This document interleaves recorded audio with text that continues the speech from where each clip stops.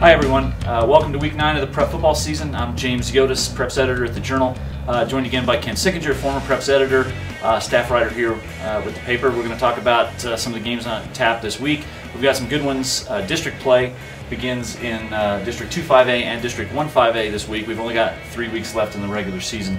We're going to get right to it. The best game I think on the board is Manzano against Sandia. That's Friday night at Wilson Stadium. Sandia coming off a really brutal loss against Clovis last week. They score with 30 seconds left and still lose the game when Clovis scores with 6 seconds to go. Manzano's been really solid. Manzano 6-1, Sandia's 5-2. We differ on this game. I'm taking Sandia in a slight upset. You like the purple? Yeah, I think Sandia's going to have a purple hangover and lose to purple 2 weeks in a row.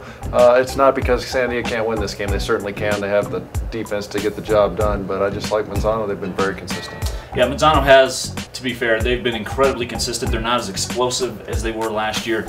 They're very methodical, actually. They're scoring a lot of points as they have over the last few years, but they're doing it in a more methodical way. But can they do this against the Sandia defense, which has been really good? You know, Manzano doesn't have a running back like Clovis's Kamal Cass, who killed Sandia last week with 5 touchdowns.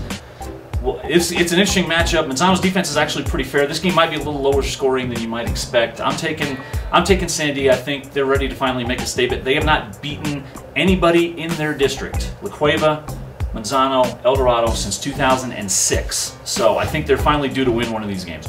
The other game in District 2-5A is Thursday night at Wilson Stadium, Cueva and Dorado. Best football matchup in the city, year in and year out. It's always a really fun game.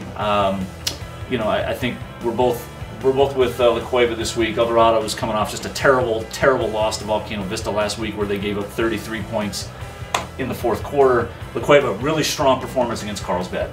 Well, Dorado's coming off two really tough ones to swallow in a row that they could have won them both, but you know, the bottom line is they didn't win either one, so you got to like Cueva. Dorado's been hard to figure. You know, they looked very good against Mayfield a few weeks ago, and then they tossed away a game they should have won against Rio Rancho. They tossed away a game they should have won against Volcano Vista. Now they're 3-3.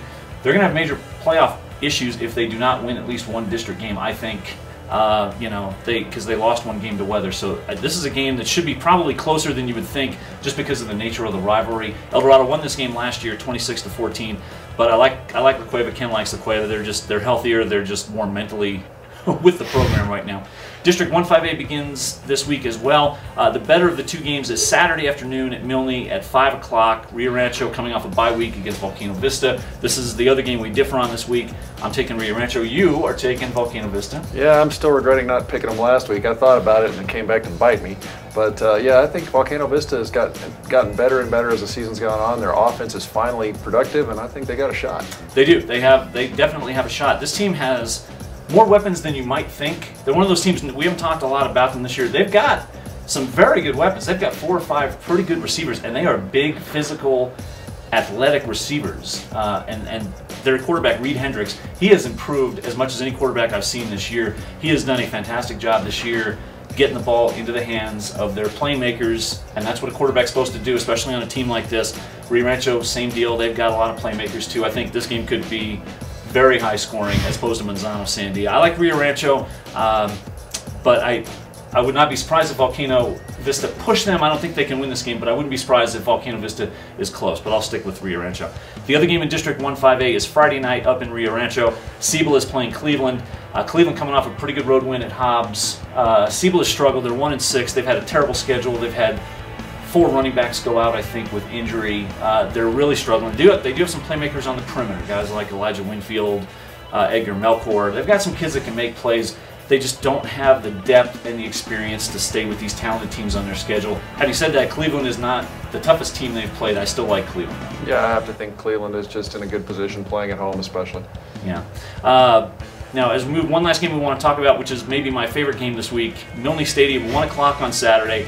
West Mesa plays Valley. These teams are tied for first in District 5-5A.